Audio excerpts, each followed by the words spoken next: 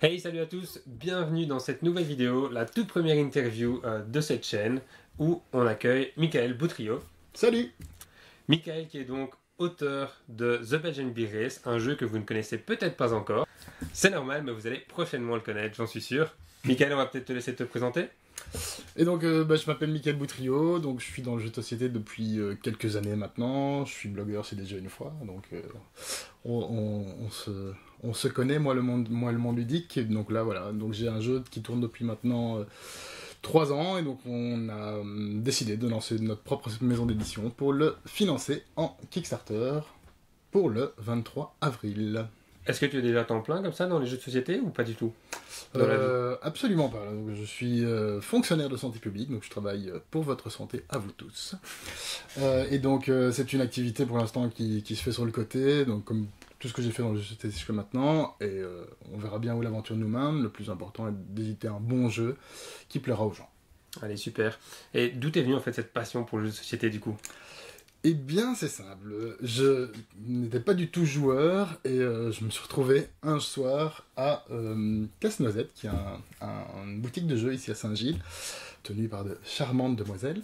Et un pote m'a emmené, dit « Oh, je vais à une soirée jeu, viens, on va jouer et tout. » Et je me suis retrouvé à une table d'Agricola, moi qui n'avais jamais vu un jeu de société moderne depuis... je n'avais jamais vu, quoi.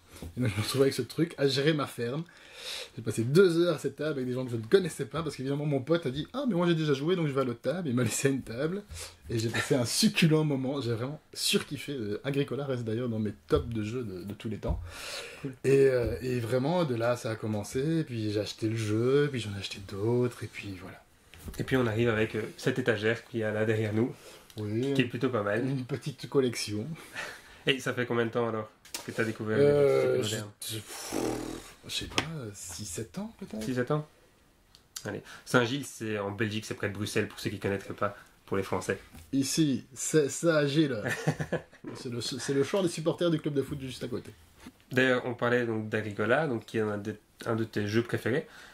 Dis-moi un peu, je sais pas, t'as un petit top 3 de tes jeux préférés de tous les temps? Ouf, de tous les temps. Compliqué, hein, la question. Ouais, compliqué comme question. De toute façon, quoi qu'il arrive, le seul et vrai maître de tous les jeux de société, c'est U. Rosenberg. Je te fais un petit cœur comme ça. U. Rosenberg, Agricola, Caverna, enfin, je suis ultra fan de ce qu'il fait. Donc voilà, ça, c'est facile, donc ça va toujours être dans mes tops. Terraforming Mars va ressortir dans mes tops, mais alors après, il y a des jeux qui ressortent plus régulièrement. C'est super difficile comme question. Ouais. On est beaucoup fans de Tréfuté à la maison, c'est un truc qu'on a vraiment beaucoup joué. Mais ouais, on va dans tous les sens, mais voilà, il y a des grands classiques qui vont rester, quoi. Donc U. Rosenberg. Et Rosenberg, ça va, c'est noté. On va peut-être commencer à parler de ton jeu à toi, The Belgian Beer Race. Avec plaisir. En 2 mots, si tu peux nous dire en quelques mots, allez. Ouf, 2 mots, c'est trop compliqué. 2 mots. Alors, Belgique et bière, et si je peux faire plus de mots. Donc c'est un jeu de plateau où le but est de visiter la Belgique à travers ses brasseries.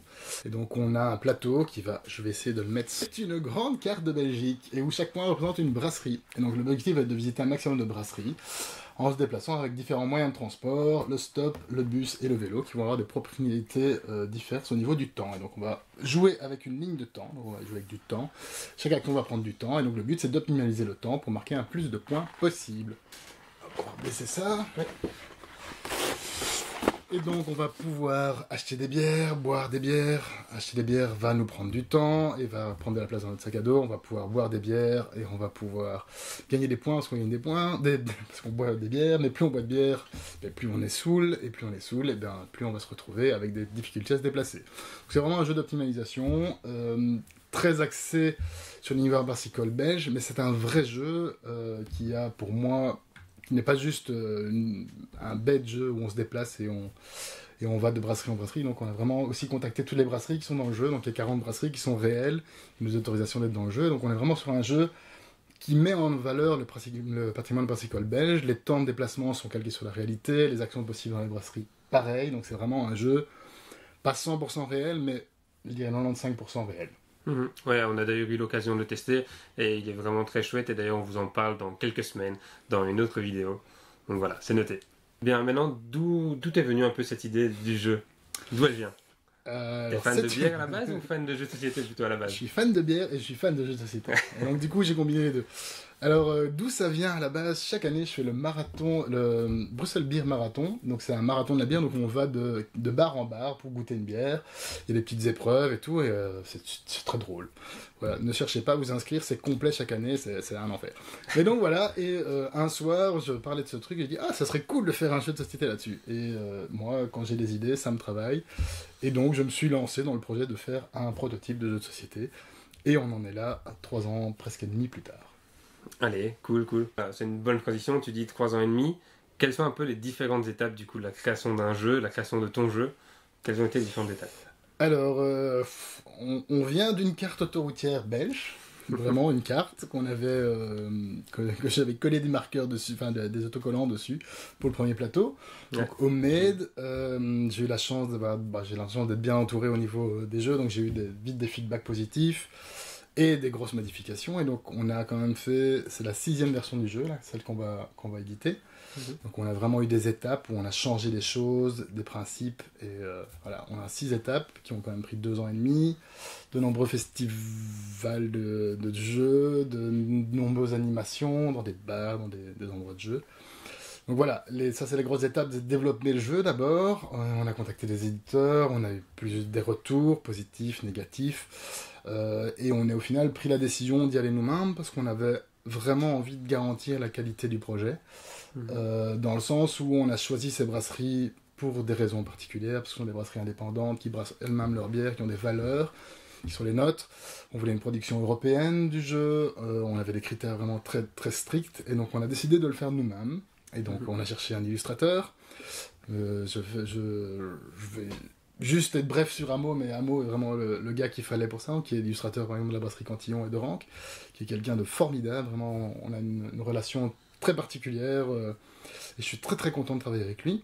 Et donc on a vraiment trouvé la personne qu'il fallait, donc il a fallu trouver un illustrateur, puis après on a fait les démarches, et donc il y a énormément de boulot pour devenir éditeur, donc on va arriver à cette campagne de Kickstarter, c'est vraiment la préparation de beaucoup de choses, de beaucoup de contacts, de beaucoup de négociations, surtout s'assurer que notre projet est viable financièrement.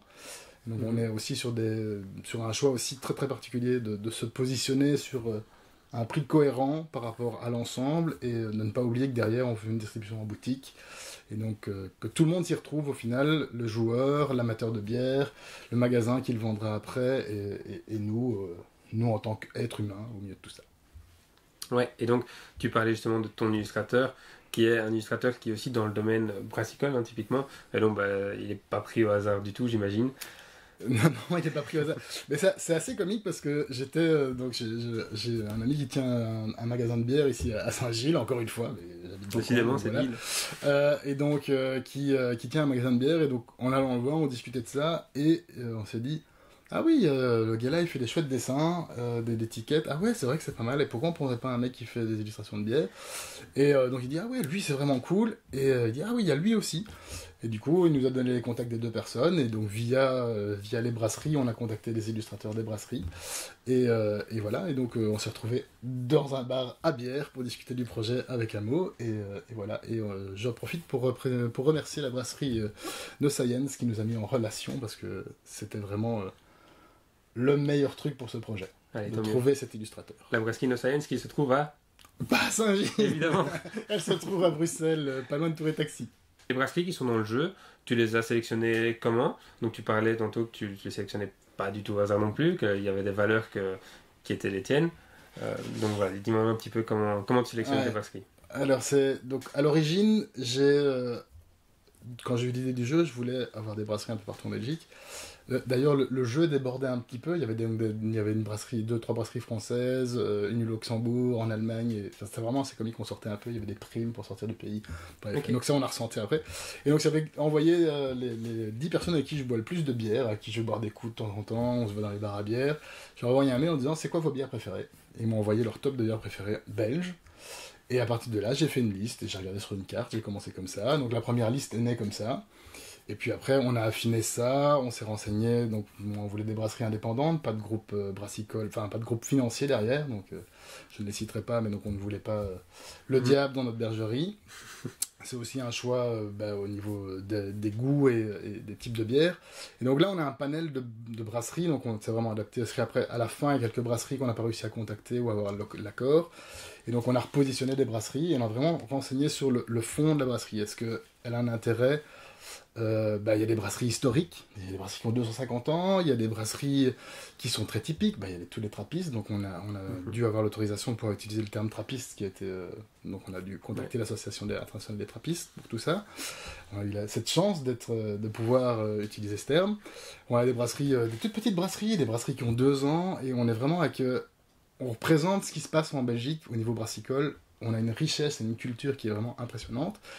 Et on a essayé de mettre tout ça en avant et de voir tout ce qui se passe un peu. Et donc, on a la plus haute brasserie belge au niveau des nivelés. On a une brasserie qui est tenue par 3 sœurs. On a des brasseries familiales. Et on a vraiment... C'était vraiment une expérience assez particulière de prendre ces contacts et aussi de les découvrir. C'est certains que je ne connaissais pas. Et donc voilà, je suis très très content de notre sélection au final. Ouais, c'est chouette, et en plus de ça, les brasseries sont représentées avec, s'il y a des magasins, s'il y a du fromage aussi dans le jeu, et donc ça reflète vraiment la réalité. Oui, tout à fait. On est sur une situation assez réelle, donc s'il y a un endroit où on peut boire une bière, donc on pourra boire une bière. S'il y a une thé-prom, donc on pourra boire une bière, ou s'il y a un shop, on pourra acheter. La particularité aussi de notre jeu, c'est que dans ce jeu sera accompagné d'un livret des brasseries, donc on présentera les 40 brasseries, et au milieu vous aurez une page où vous pourrez aller mettre un petit signe quand vous avez visité la brasserie ou goûter leur bière. Et ça, c'est vraiment un truc, c'était le remerciement pour les brasseries de l'autorisation. On voulait aussi les mettre en avant. Il y aura une petite introduction, une petite contextualisation de tout ça. Voilà, il y aura un petit plus dans le jeu. Ouais, ça va être bien sympa, et le thème est vraiment bien ancré en fait dans le jeu. On sent vraiment le thème de la bière, et c'est très chouette. Ils sont indissociables. La mécanique est axée sur le thème, et le thème est axé sur la mécanique. Donc, c'est vraiment, on ne sait pas dissocier les deux. Ouais. Ça ne fonctionnerait pas avec des friteries, par exemple. Mais peut-être une idée à creuser, quoi. Le Belgian Fries Tour. Et est-ce que tu n'as pas eu peur que certaines brasseries te donnent pas leur autorisation et du coup tu dois un peu modifier tes plans? Est-ce qu'elles ont tout accepté déjà ou pas? Alors, si elles n'ont pas accepté, on n'est pas obligé de dire non. Alors, on a donc ça a été beaucoup de travail parce que on arrive, on est personne, on débarque dans un monde qui est assez fermé. On dit voilà, on fait des jeux de société, on fait même dans des sociétés. Et donc voilà, on a eu beaucoup de chance d'avoir des contacts pour les premières brasseries à Bruxelles. Et ça nous a permis de mettre le pied à l'étrier, de nous roder. Et on a été avec notre bâton de pèlerin, envoyer des mails, donner des coups de téléphone. Il y en a où ça a été plus compliqué que d'autres. Parce qu'il faut arriver à faire comprendre qu'on n'est pas là pour rigoler. On fait un jeu sur la bière, mais c'est quelque chose de très sérieux. Et voilà, et petit à petit, on a fait gonfler ce nombre de brasseries. Et donc ça nous a pris 5 mois pour obtenir les 40 autorisations. Il y en a une seule qui a refusé. Pour des raisons qui sont très claires et donc qui ne sont pas inhérentes à nous. Et on a malheureusement 3 ou 4 brasseries qu'on n'a pas réussi du tout à joindre. On n'a jamais réussi à avoir de réponse malgré les coups de téléphone et donc on a dû remplacer. Mais globalement, c'est vraiment plutôt une chouette expérience et on a surtout été contacté par d'autres brasseries pour faire partie du jeu. Donc on peut envisager dans le futur, si ça fonctionne, d'avoir un deuxième plateau. Un deuxième plateau. Une annexe, quoi. Ouais, pourquoi pas avec les brasseries des autres pays, aux alentours, aux frontières, ça peut être chouette. On peut parler de tout ça maintenant. On a déjà des idées pour la suite. C'est vrai. Bon, allez, on revient un petit peu sur le Kickstarter. Quelles sont un peu tes attentes pour ce Kickstarter?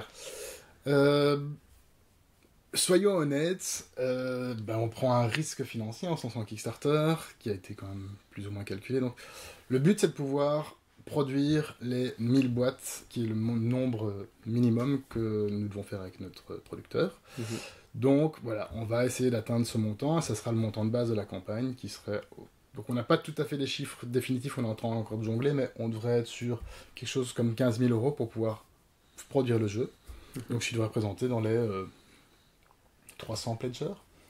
Et à partir de là, sky is the limit, mais on n'est vraiment pas dans l'optique d'une campagne machine $1 million. C'est pas notre optique, on n'est pas comme ça. On aimerait bien pouvoir produire 3000 boîtes, ça c'est clair et net, parce que les coûts vont être significativement restreints. Et donc vraiment, l'objectif est d'essayer d'amener les gens à nous accompagner, qui comprennent notre projet, les valeurs. On part avec une boîte de base qui est déjà bien fournie, on a des chouettes stretch goals. Voilà. D'ailleurs, est-ce qu'il y aura des exclusivités Kickstarter? Est-ce que le jeu sortira en boutique après? Comment ça va se passer? Alors, ce qu'on peut déjà vous dire, c'est qu'il y aura un jeu avec un montant de base qui sera entre 55 et 65 euros. On est en train d'affiner le prix encore. Et il y aura une version commerce qui sera dans le même prix plus ou moins. Il y aura pas mal de stretch goals, il y aura des exclusivités. On a toute une série d'add-ons qui arriveront au milieu de la campagne si ça fonctionne, ou peut-être avant. Il y aura un pack VIP qui est en train de se préparer et qui va vraiment être quelque chose de très sympathique. Voilà. Voilà. On n'a pas encore toutes les autorisations, mais ça sent la bière à Bruxelles. Allez. Comme ça, je ne peux pas en dire plus pour l'instant. Mais... C'est cool. Et donc, une sortie en boutique est prévue. Tu sais déjà peut-être une estimation temporelle ou pas du tout? Alors, on veut ne pas se mettre de pression. On va produire en Europe, donc ça va aller beaucoup plus vite que de travailler avec les pays asiatiques. Mais on ne va pas se mettre de pression. Donc, notre objectif est en commerce pour la fin de l'année, pour les fêtes de fin d'année. Il est possible que ce soit avant, mais c'est difficile de... On ne sait pas. Ça dépendra du nombre, si on a des recalculs à refaire. Bon, voilà, comment la campagne va se passer. Si on termine avec 100 pledgers, enfin, ce qui ne sera pas possible, parce que là, on sera obligé d'arrêter la campagne. Mais si on a 300 pledgers ou on a 600 pledgers, ça ne va pas être du tout la même suite au niveau de la production, malgré qu'on arrivera à la campagne avec une production prête à démarrer. Ça veut dire que tous nos fichiers seront prêts. On aura le jeu terminé complètement, et donc ça c'est vraiment très important pour nous de ne pas commencer la campagne tant qu'on n'est pas prêt à pouvoir le produire. Ouais. On pourrait pouvoir appuyer sur le bouton print un mois plus tard pour nous. Allez, très bien. Bah, écoute, je te remercie. J'ai peut-être une dernière petite question pour toi. Qu'est-ce que ça fait de passer de joueur à auteur de jeu? Ça fait beaucoup moins de temps de jeu. Non, blague à part, passer de joueur à auteur, c'est déjà quelque chose. Après, c'est quelque chose que j'encourage tout le monde à faire. C'est vraiment très gai pour la créativité. Après, passer de auteur à éditeur, c'est vraiment très chronophage. Je salue tous les copains éditeurs parce que vous faites un super boulot. On ne s'en rend pas toujours compte qu'il y a autant d'étapes, autant de choses à faire. Donc oui, la conclusion, c'est que je joue moins. Mais on vit notre projet dans un truc très humain. Donc on est l'humain au centre, on a une démarche très bienveillante. Et on veut être transparent, on veut être honnête. Et donc ça se passe beaucoup mieux, je pense, qu'avec une pression qu'on pourrait se mettre, qu'on ne veut pas se mettre. Donc voilà, on va essayer de vous faire la meilleure campagne qu'on puisse, en étant le plus honnête possible et en vous proposant un jeu de qualité. Et si vous n'aimez pas, c'est pas grave. Vous n'êtes pas obligé de l'acheter. Mais on écoutera ce que vous avez à dire. On a déjà commencé à diffuser des visuels. On est à l'écoute. C'est très important pour nous que les gens se retrouvent dans ce qu'on fait et que si ça leur plaise pas, c'est pas grave. Ne venez pas, c'est pas grave. Mais voilà, si vous aimez, venez. Mais... La porte est ouverte. Le but est vraiment que les gens qui nous suivent, ils vont prendre du plaisir avec ce jeu, qu'ils aiment la bière ou qu'ils aiment le jeu, parce que le jeu s'adapte un petit peu aussi, peut être plus complexe ou plus court si besoin. Mais voilà, le but est vraiment d'avoir quelque chose qui plaise aux gens. Donc, moi, ce que je veux, c'est que quand les gens reçoivent cette boîte, ils me disent je suis content. Le matos est beau, le jeu est cool, je passe de bons moments. Ça, pour moi, j'ai gagné. Et si j'en ai vendu que 100 au lieu de 2000, il vaut mieux en vendre 100 à des gens qui sont contents qu'à 2000 qui... Voilà. On n'ira pas dans la surenchère. Tu disais que tu jouais moins au jeu, mais j'imagine que tu joues énormément par contre à The Belgian Beer Race. Tu sais à peu près t'es à combien de parties? Parties longues et courtes confondues, je suis à plus de 100 parties. Plus de 100 parties? Ouais, et des parties de 2 heures, 2 heures et demie, plus de 5. Je crois que j'étais à 59 la semaine passée. Ah, c'est pas mal, t'as les statistiques en plus. Ouais, j'ai les stats, j'ai les scores depuis le début. Ouais. Voilà. Cool. Mais la bonne nouvelle, c'est que je m'amuse toujours autant à y jouer. Donc. Ouais, franchement, alors, c'est top. Allez, écoute, merci beaucoup d'avoir participé à cette première interview de la chaîne, de notre chaîne YouTube. J'en suis très fier.